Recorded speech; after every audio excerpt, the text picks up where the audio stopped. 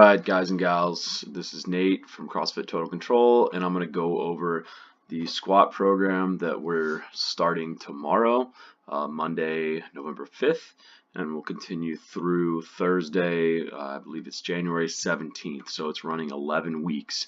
We'll be squatting on Monday and Thursday. This is the first week of the squat program.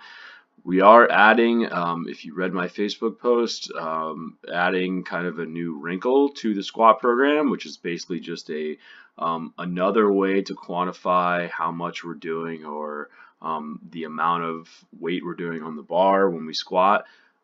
Instead of just having straight percentages, we're going to be able to, you can still use straight percentages, there will still be percentages attached to the squats on Monday. So if you need that and you don't want to think as much, you can do that, but the other system we can use is RPE, or rate of perceived exertion. So the way we use this in lifting terms is we're going to rate our sets based on this scale right here. Okay, so this is based on RPE scale based on repetitions in reserve. Okay, so repetitions in reserve is basically just how many reps you have left in the tank. Okay, so don't worry about the half numbers here. All we're really going to concern ourselves with are 7, 8, 9, and 10. Okay, so if you look, 10 right here is you could not have done any more reps, so no reps left in the tank. So an RPE 10 is a maximum effort set. So if you do an RPE 10 for a single rep, that's your 1 rep max. Okay, 9 could do 1 more rep, so 1 rep left in the tank. That equates to around 90 to 93% of your 1 rep max for that day. So if I do a single rep at an RPE 9, that's going to be roughly 90 to 93% of whatever my 1 rep max is in that specific exercise on that specific day.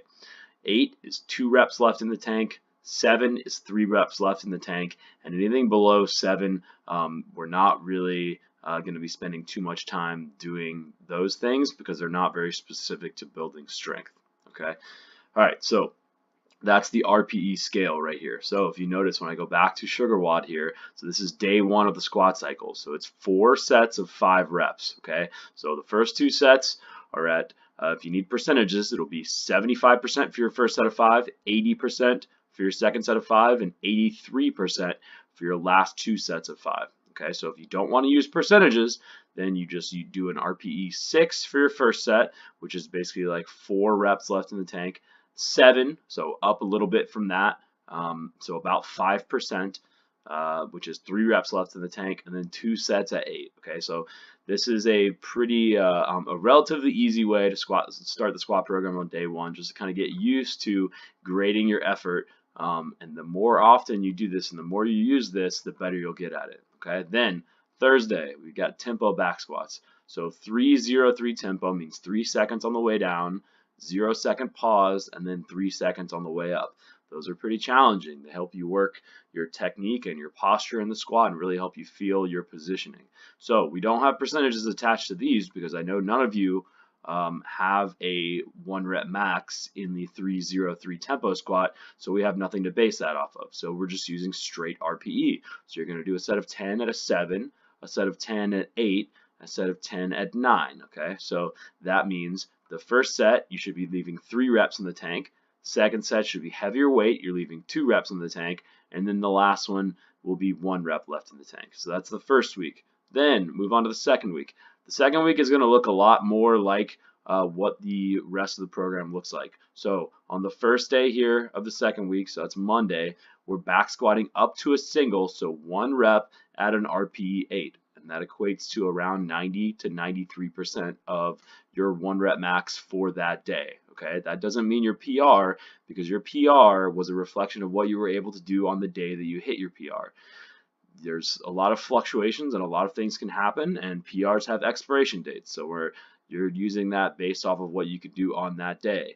Then after that, you're going to take 20% off of that single and do 5 sets of 5, so that's our volume, based on that. So if I do 100 pounds for my single, I take 20% off of that, which would make it 80 pounds, and I do 5 sets of 5 reps there.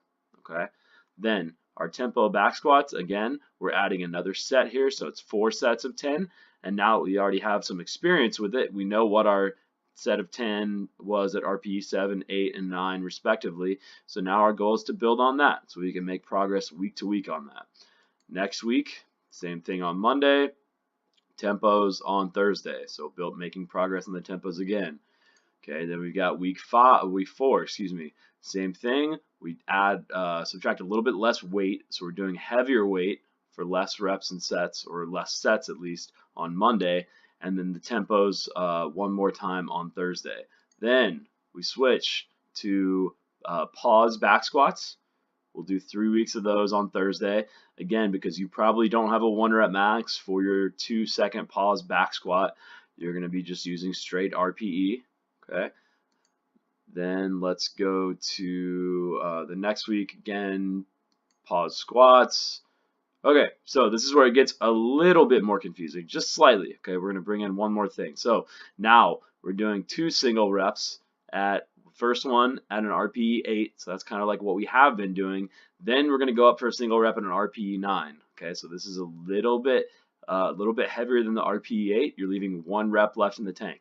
Okay, then we're going to base our volume sets, which is 3 sets of 4 reps based on what we did for our RPE 9. So now if we go to rpecalculator.com, and I'll put a link to this in the video description, you're going to do, so say my RPE 9 for 1 rep was 300. Okay, I put in 300, 1 rep, RPE 9. Okay, then my next set target, my next set was, how many was I doing? I was doing 4 reps. Okay, and then I'm supposed to do it at an RPE 8. So RPE 8, minimum weight increment is going to be 5 pounds, because that's the smallest increment we can add weight to the bar, because we don't have fractional plates. Then we hit calculate, and it'll tell us what our 4 reps at an RPE 8 should be based on that 300 times 1 at 9. Okay. This also gives us our estimated 1 rep max. So if you ever want to refer back to this, you don't have to put in the next set target. You can just put in the weight you did for how many reps at whatever RPE, and it'll tell you your estimated 1 rep max, just for you guys that are wondering about that. Okay, so then moving on, same thing, we switch to front squats for a few weeks, and then I've got percentages in the front squats because you guys probably have a 1 rep max front squat, so that can be a useful thing to give you at least a guideline of where to start.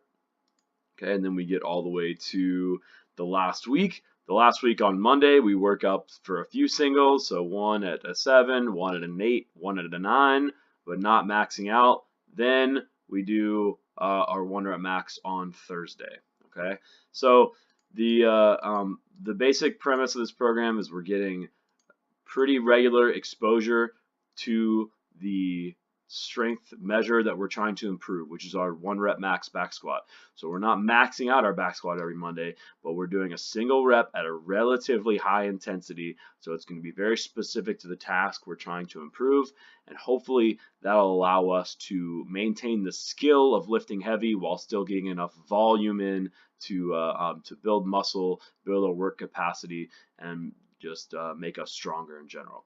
If you guys have any questions or want me to dive deeper into it, I tried to keep it pretty surface level and not super confusing. But again, the first couple weeks might be a little bit of a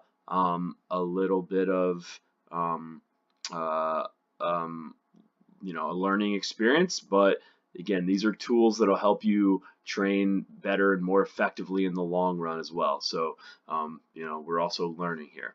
All right, and remember, reach out if you guys have any questions at all, and I'd be glad to answer.